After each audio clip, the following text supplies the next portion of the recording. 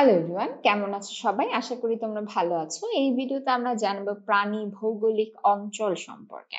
এখন এই প্রাণী ভৌগোলিক অঞ্চল কথাটা কেন এসেছে? কারণ এখান থেকে প্রাণী শব্দটা আছে এবং ভৌগোলিক কথাটা আছে।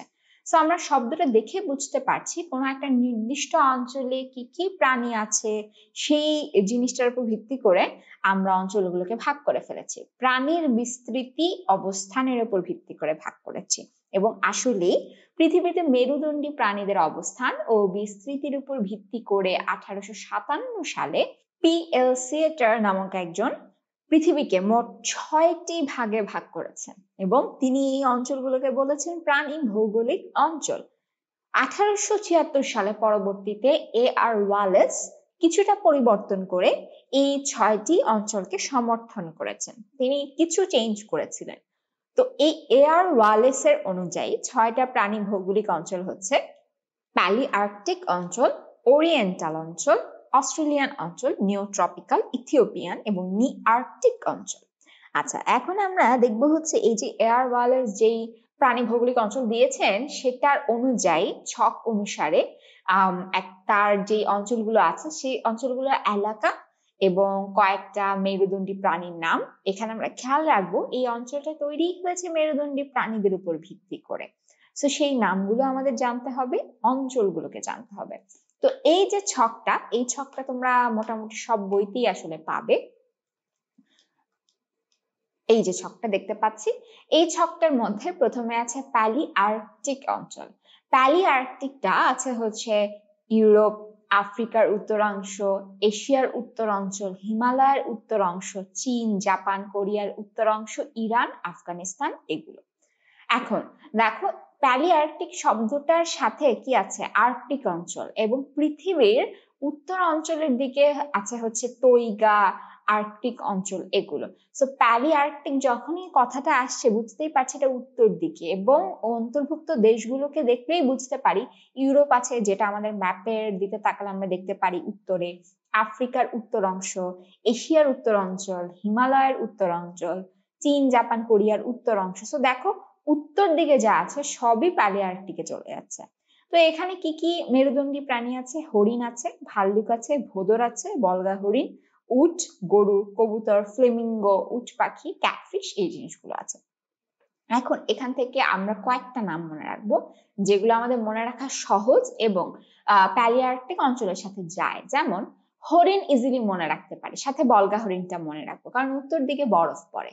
আবার ভাল্লুকটা মনে রাখতে পারি, বরফের মধ্যে ভাল্লুক আছে আমরা জানি। তারপরে উট মনে রাখতে পারি, তারপরে মনে রাখতে পারি কবুতর, এটা মনে রাখা সহজ। গরু মনে রাখা সহজ। ফ্লেমিঙ্গো একটা সুন্দর পিঙ্ক কালারের পাখি থাকে, সেই পাখিটার কথা আমরা মনে রাখতে পারি। ক্যাটফিশের কথা মনে রাখতে পারি, ক্যাটফিশ আরো বিভিন্ন জায়গায় পাবো।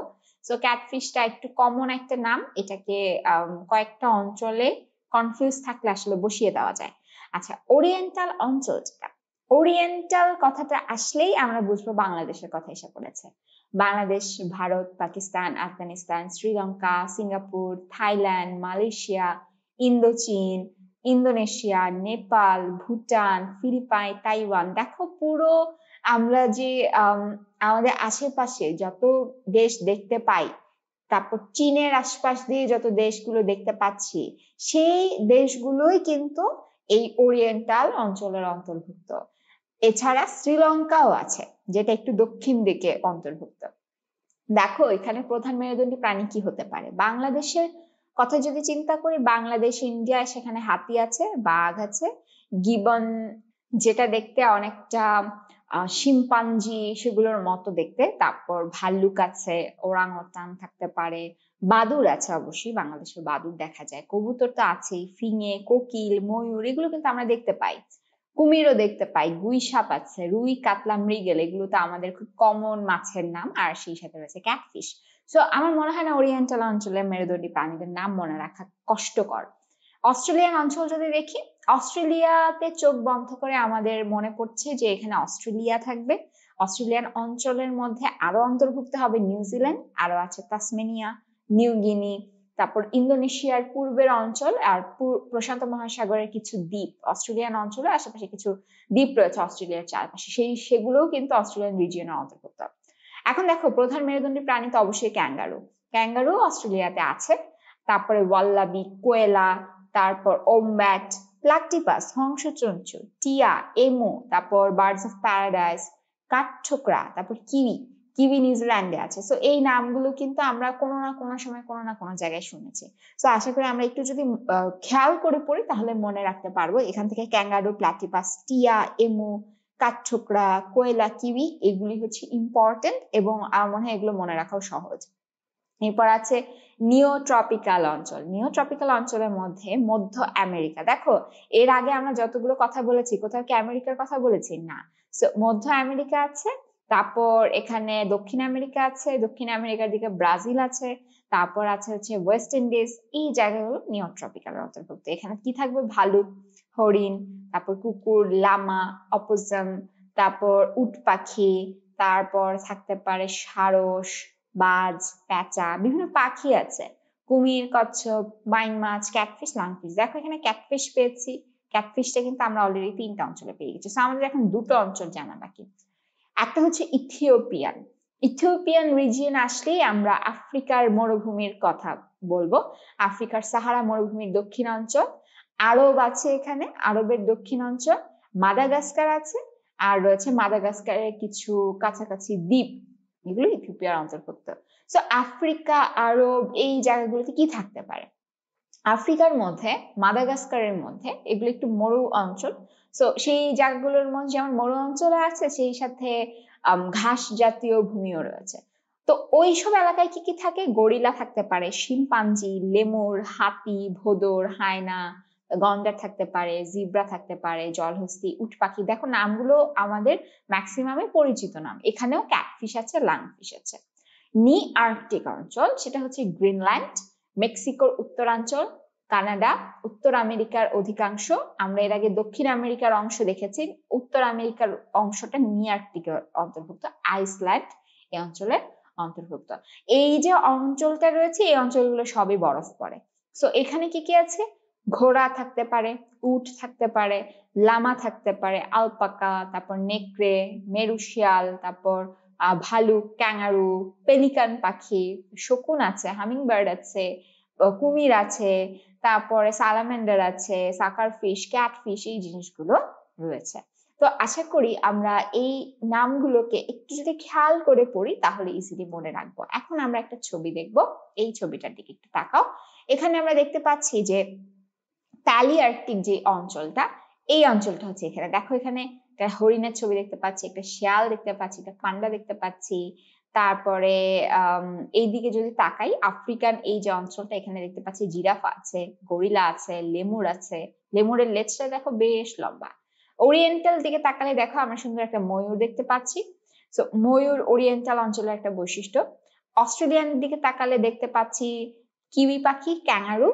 নিওট্রপিক্যালের দিকে তাকালে দেখতে পাচ্ছি স্লথ, বানর আছে। নিয়ার্কটিকের দিকে তাকালে হরিণ দেখছি, লাল শিয়াল, লাল হরিণ, এগুলো দেখছি। দেখো লাল শিয়াল, লাল হরিণ কিন্তু এই উত্তর অঞ্চলের মধ্যে রয়েছে, মানে এই শীত প্রধান অঞ্চলগুলোতে সেগুলো রয়েছে। আচ্ছা, তো আশা করি কোন জায়গা কোনটা এই জিনিসটা আমরা বুঝতে পেরেছি। এখানে যেটাকে আফ্রিকান বলা হয়েছে এটাই কিন্তু আমরা যে ছকের মধ্যে ইথিওপিয়ানটা পড়লাম, এই ইথিওপিয়ান অঞ্চলটাই হচ্ছে এটা। সো আশা করি আমরা অ্যাটলিস্ট বুঝতে পারলাম কোন অংশটা কোনটার অন্তর্ভুক্ত। এখন আমরা চলে যাব পরবর্তী অংশে। পরবর্তী অংশের মধ্যে আমরা ওরিয়েন্টাল অঞ্চল নিয়ে আলোচনা করব, কারণ ওরিয়েন্টালি কি আছে? বাংলাদেশ। বাংলাদেশের মধ্যে এই যে ওরিয়েন্টাল অঞ্চলটা, এই যে ওরিয়েন্টাল অঞ্চলটা, এই ওরিয়েন্টাল অঞ্চলের উত্তরে আছে আফগানিস্তান, চীন, দক্ষিণে আছে ভারত মহাসাগর, পশ্চিমে ইরান, আরব এবং পূর্বে প্রশান্ত মহাসাগর। পূর্ব দিকে প্রশান্ত মহাসাগর এবং প্রশান্ত মহাসাগরের কিছু দ্বীপ আছে অস্ট্রেলিয়ান অঞ্চলের অন্তর্ভুক্ত দেশে আছে কি আমরা একটু যদি নিজেরাই চিন্তা করি, বাংলাদেশ পাবো, ইন্ডিয়া পাবো, নেপাল পাবো, মালয়েশিয়া পাবো, ভুটান, চীন, চীনের দক্ষিণ অঞ্চলটা মেইনলি, মায়ানমার পাবো, Afghanistan, Pakistan, Sri Lanka, Japan, Indonesia, Philippine. আমরা এই সাউথ এশিয়ান যেই সকল নাম রয়েছে এই নামগুলোর মধ্যে অধিকাংশ নামই আমাদের জানা এবং চোখ বন্ধ করে নামগুলো লিখে দিলে আমাদের সঠিক হয়ে যাবে অ্যান্সার গুলো।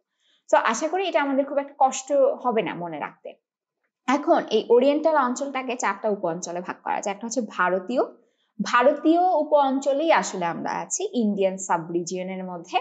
এই উপ অঞ্চলটি সিন্ধু নদ ও হিমালয়ের পাদদেশ থেকে দক্ষিণে মহীশূর পর্যন্ত সমগ্র মধ্য উত্তর ভারত পর্যন্ত বিস্তৃত। বাংলাদেশ এই উপ অঞ্চলেরই অন্তর্ভুক্ত। আমরা জানি, আমাদের ম্যাপের দিকে তাকালে বুঝতে পারি 3 দিকেই ভারত আছে, এবং আমাদের এই অঞ্চলটা কিন্তু মাঝখানে আছে, বঙ্গোপসাগরের তীরে অবস্থিত আমাদের দেশটা, এবং এই ইন্ডিয়ান সাব রিজিয়নের বৈশিষ্ট্যগুলো সবই আমাদের দেশের মধ্যে আছে। সিংহলীয় উপ অঞ্চল, সিংহল কথাটা আসলেই বুঝবো শ্রীলঙ্কার কথা বলা হয়েছে। সিলোনিস সাব রিজিয়নে আছে হচ্ছে ভারতীয় উপদ্বীপের অংশ এবং সমগ্র শ্রীলঙ্কা। এটা আমরা একটা ছবি দেখলেই ইজিলি বুঝতে পারবো। তার আগে দেখি ইন্দো চীন উপ অঞ্চল আছে, ইন্দো চায়না সাব রিজিয়ন। চীনের প্যালি আর্কটিক সীমানার দক্ষিণ অংশ, এটা একটু খেয়াল করো, দক্ষিণ কথাটা বলা আছে। মায়ানমার আছে, থাইল্যান্ড, তাইওয়ান, আন্দামান, হাইনান দ্বীপপুঞ্জ। তারপরে রয়েছে ইন্দো মালয় উপ অঞ্চল, এখানে মালয় উপদ্বীপ আছে, ইস্ট ইন্ডিজের কিছু দ্বীপ রয়েছে। দ্বীপের মধ্যে থাকতে পারে হচ্ছে যেমন সুমাত্রা, জাভা, এই নামগুলো আমরা হয়তো পড়েছি কোনো না কোনো সময়। এই দ্বীপপুঞ্জ এটার অন্তর্ভুক্ত। জলবায়ু কিরকম হতে পারে বাংলাদেশের কথা একটু যদি চিন্তা করি, তাহলে অতিরিক্ত আর্দ্রতা আমরা এখানে দেখতে পাই। জলবায়ুটা হয় হচ্ছে উষ্ণ ধরনের, গ্রীষ্মমণ্ডলীয়, যেটাকে আমরা বলতে পারি ট্রপিক্যাল সাবট্রপিক্যাল। অ্যাকচুয়ালি বাংলাদেশটা সাবট্রপিক্যাল। তো এই অঞ্চলের পূর্বাংশে দেখো স্টেপ এবং প্রেরি তৃণভূমি আছে, মধ্যভাগে রয়েছে মৌসুমী উদ্ভিদ বিশিষ্ট সাভানা তৃণভূমি, আর সীমিত অঞ্চলে ক্রান্তীয় জলবায়ু দেখতে পাচ্ছি, ট্রপিক্যাল সাবট্রপিক্যাল এই জলবায়ুটা দেখতে পাই। ওরিয়েন্টাল অঞ্চলের দিন রাত্রি প্রায় সমান থেকে থাকে, এমন কিন্তু দিন আছে যেই দিন বাংলাদেশের এই অঞ্চল আশেপাশের অঞ্চলগুলোতে দিন রাত্রি সমান হয়ে যায়। দেখো ছবিটির মধ্যে প্যালিআর্কটিক অঞ্চল রয়েছে। প্যালিআর্কটিক অঞ্চলের নিচে এখানে হিমালয় একটা উপ অঞ্চল আছে। এই উপ অঞ্চলগুলো সম্পর্কে আসলে আমরা পড়ছি না, আমরা মেইনলি পড়ছি সাব রিজিয়ন যেগুলো আছে, হচ্ছে যেমন ইন্ডিয়ান, তারপর সিলোনিস, তারপর ইন্দো চায়না, এই জিনিসগুলো, ইন্দো মালয়, এই জিনিসগুলো সম্পর্কে। আচ্ছা, এখন দেখি এই যে অঞ্চলটা দেখতে পাচ্ছি, এই অঞ্চলটা হচ্ছে ভারতীয় উপ অঞ্চল, এর মধ্যে কিন্তু বাংলাদেশ। ইন্দো চাইনিজ যেটা, ইন্দো চাইনিজের মধ্যে কি থাকবে আমরা অলরেডি পড়ে ফেলেছি, মায়ানমার থাকবে, তারপরে থাকবে হচ্ছে থাইল্যান্ড, যেমন এটা এইদিকে আছে থাইল্যান্ড, তারপরে আন্দামান, তাইওয়ান, এই জিনিসগুলো থাকবে। তারপর রয়েছে হচ্ছে সিংহলীয় উপ অঞ্চল। সিংহলীয় উপ অঞ্চল কিন্তু এই জায়গাটার মধ্যে অবস্থিত। আর ইন্দো মালয় যে উপ অঞ্চলটা আছে, ইন্দো মালয় উপ অঞ্চলের মধ্যে কিন্তু এই যে রিজিয়নটা আছে, এই রিজিয়নটাও কিন্তু পড়ছে ইন্দো মালয়ের মধ্যে। ইন্দো মালয়ে আছে হচ্ছে জাভা, সুমাত্রায় দ্বীপপুঞ্জগুলো এখানে রয়েছে। আর এই পাশ দিয়ে চলে আসলে সেটা হয়ে যাবে হচ্ছে অস্ট্রেলিয়ান যে অঞ্চলটা, সেই অঞ্চলটা। সো আশা করি আমরা ওরিয়েন্টাল অঞ্চলটা সম্পর্কে বুঝতে পেরেছি। এখন ওরিয়েন্টাল অঞ্চলের মধ্যে যে উদ্ভিদ আছে, সেই উদ্ভিদের মধ্যে কি বা তার ফ্লোরা কি, যেহেতু প্রচুর বৃষ্টিপাত হয়, জলবায়ু আর্দ্র হয়, গরম হয়, সো চিরসবুজ বৃক্ষ এখানে ভালো হয়। সো গভীর বনাঞ্চল থাকতে পারে চিরসবুজ বৃক্ষে, এছাড়াও পত্রঝরা থাকতে পারে, বাংলাদেশের মধ্যে পত্রঝরা বনাঞ্চল রয়েছে। আর গড় বাৎসরিক বৃষ্টিপাত 150 সেন্টিমিটার। এখানে রয়েছে tropical rain forest, deciduous forest, tropical grassland এবং ম্যানগ্রোভ বনাঞ্চল। ম্যানগ্রোভ বনাঞ্চল বাংলাদেশেই আছে। শালের নামটা আমরা মনে রাখবো, শাল গাছের যেই সাইন্টিফিক নেম, এটা আমরা মনে রাখবো। গর্জন, সুন্দরীটা মনে রাখবো। বেতেরটাও চাইলে মনে রাখতে পারি। নারকেল, সুপারি, রাবার, আম, এইগুলো একটু গুরুত্বপূর্ণ, এই জিনিসগুলো আসতে পারে। রাবার থেকে আসে প্রশ্ন, আমের নামটা দিয়েও আসে, কাঁঠালের নামটা দিয়ে আসে, এই জিনিসগুলো আমরা এর আগেও পড়েছি। তো আমার মনে হয় এটা মনে রাখাটা আমাদের জন্য সহজ হবে। এরপরে দেখো এখানে সিনকোনা কথাটা রয়েছে। সিনকোনা একটা উদ্ভিদ, এটা একটু মনে রাখবো। এটা অন্যান্য জায়গায় আসলে পাওয়া যায় না, এই জন্য এটা একটু ডিফারেন্ট। এরপরে কফি, তারপর চা, পাট, কার্পাস তুলা, এগুলো জন্মায়। এরপরে উপকূলের মধ্যে গড়ান জন্মায়, যা ম্যানগ্রোভ বনাঞ্চলের মধ্যে জন্মাচ্ছে। সো আমরা উদ্ভিদ সম্পর্কে জানলাম। এখন আমরা দেখি এখানে অনেক ছবি আছে। এখানে দেখতে পাচ্ছি জরায়ু জঙ্কুরুদ্গমের ছবি, এটা হচ্ছে ম্যানগ্রোভ বনাঞ্চলে হয়ে থাকে। তারপর নারকেল দেখতে পাচ্ছি, আরো বেশ কিছু উদ্ভিদ দেখতে পাচ্ছি, এবং দেখো এখানে একটা ওয়েটল্যান্ড দেখতে পাচ্ছি, ওয়েটল্যান্ডের মধ্যে উদ্ভিদ জন্মে আছে, এই জিনিসগুলো আমরা দেখছি। এরপরে চলে যাই, প্রাণীকুলে ফনাতে, ফনার মধ্যে মিঠা বা স্বাদু পানির মাছ হচ্ছে ইলিশ, রুই মাছ, কই মাছ, পাবদা মাছ। আমার মনে হয় এই নামগুলো আমাদের মনে রাখা একদমই কষ্টকর হবে না। আমরা আমাদের দেশে যেই সকল মাছ বাজারে পেয়ে থাকি, নদী থেকে যে সকল মাছ তোলা যায়, সেই সকল মাছের নাম দিলেই আসলে এখানে হয়ে যাবে। উভচরের মধ্যে আছে কুনো ব্যাং, সোনা ব্যাং, গেছো ব্যাং। ব্যাংগুলোর নামও মনে রাখা কষ্টকর না। কুনো ব্যাঙের যে সায়েন্টিফিক নেম এটা আমরা মনে রাখবো, ইলিশ, রুই মাছ, এইটার সায়েন্টিফিক নেম গুলোকে আমরা মনে রাখবো। সরীসৃপ আছে, গোখরার সায়েন্টিফিক নেম মনে রাখা খুবই সহজ। এরপর আছে কচ্ছপ, গুইসাপ এখানে দেখা যায়, টিকটিকি দেখা যায়, কিউটে, তারপর অজগর, এইগুলো দেখা যায় সরীসৃপ হিসেবে। এরপর আছে পাখি। পাখির মধ্যে আছে টিয়া, কবুতর, ফিঙে, কোকিল। আমরা যদি আমাদের চারপাশে একটু তাকাই তাহলেই আমরা বেশ অনেকগুলো নাম লিখতে পারি। যেমন আমরা শালিক দেখি, দোয়েল দেখি, কোকিল, কবুতর এগুলো দেখতে পাই। তোমরা যারা একটু শহরের বাইরের দিকে আছো তারা হয়তো ফিঙে দেখছো, টিয়া দেখছো। তারপরে পাহাড়ি এলাকাতে ঘুঘু থাকে, এমনিতেও ঘুঘু আমরা বিভিন্ন অঞ্চলে দেখতে পাই। রাত শকুন এই এলাকার একটা গুরুত্বপূর্ণ পাখি। এরপরে বুলবুলি দেখি, হাঁস দেখছি, বাবুই দেখছি, মাছরাঙা দেখছি। তো এইগুলো মনে রাখা আমাদের জন্য কষ্টকর না একদমই। দোয়েলের সায়েন্টিফিক নেমটা মনে রাখবো, রাত শকুনের সায়েন্টিফিক নেমটা মনে রাখবো। স্তন্যপায়ী প্রাণী যদি দেখি, এখানে রয়্যাল বেঙ্গল টাইগারের সায়েন্টিফিক নেম মনে রাখাটা মাস্ট। চিতা বাঘেরটাও মনে রাখতে পারো। এরপর রয়েছে বানর, চিত্রা হরিণ, বুনো মহিষ, খরগোশ, শুশুক, শুশুকেরটা আমরা মনে রাখবো। তারপরে মনে রাখতে পারি হচ্ছে পান্ডার সায়েন্টিফিক নেম। তো এই জিনিসগুলোকে মনে রাখলে আমরা আশা করি যে এখান থেকে সায়েন্টিফিক নেম গুলো যদি আসে ইজিলি আমরা অ্যান্সার করতে পারবো। সেগুলো হচ্ছে স্তন্যপায়ী প্রাণীর একটা লিস্ট। এখন এখানের যে এন্ডেমিক ফ্লোরা এবং ফনা সেগুলো কি? এন্ডেমিকের মধ্যে বাংলাদেশে কিছু আছে, যেমন খুদে বড়লা, রোটেলা। বিলুপ্ত প্রায় প্রাণীর নামগুলো যদি আমরা মনে রাখি, যেমন নীলগাই, ঘড়িয়াল, এই জিনিসগুলো যদি মনে রাখি তাহলে এন্ডেমিক বা আঞ্চলিক এর আন্ডারে সেই নামগুলো আমরা লিখে দিতে পারবো। এখন আসি এক্সোটিক কি। এক্সোটিকের উদাহরণ হতে পারে স্ট্রবেরি, ড্রাগন ফ্রুট, পেঁপে, আনারস, তেলাপিয়া, সিলভার কার্প। এগুলো হচ্ছে বাংলাদেশের জন্য এক্সোটিক। এক্সোটিক কেন? কারণ বাংলাদেশে আসলে এটি জন্মায় না।